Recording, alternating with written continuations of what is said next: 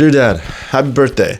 Happy 68th birthday. Sorry I can't be there for your birthday again, as it's been the 4th year in a row now that I can't be able to come home and celebrate it with you. This video is just to say thank you for being there ever since I was a kid. You've given me opportunities to be doing things that many people in their lifetimes only dream of doing. And I hope you know that I am grateful and proud to call you my father. But Dad, there's also nothing I can get you physically as a gift that will actually make you excited. I mean, you have a Porsche 911 in the garage and you have a Nautilus on your wrist. I think there's not much things I can afford on my salary that would impress you. So what I hope to do instead is to make this video to recap all the lessons in my life that you've taught me up until this age of 24. And these are the lessons that I will teach to my kids, mostly because Nikki's not gonna have any because I'm left to do that alone. Lesson 1, time is money. Everyone says this, but I never really understood it because for the most part, it's still really simple just to be cheap. Save where I can. And I hope that the money I save adds up for more things for me to be able to spend in the future, whether it's cheap knockoffs or taking the longer way through. But you always say it's better to buy once and then cry once, and make sure that when you did invest money into it,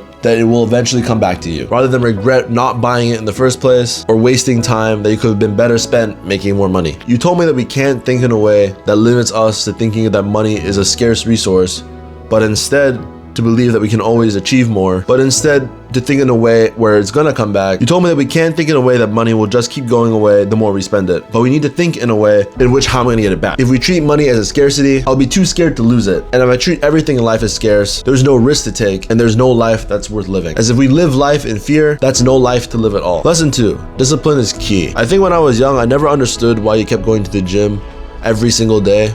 You go more than me and I'm a personal trainer. But it wasn't about just keeping fit at the age of 68. It was about the discipline to do things that you have to because you know it was best for you and not because you wanted to, but because you knew that you had to do it because it was better for you.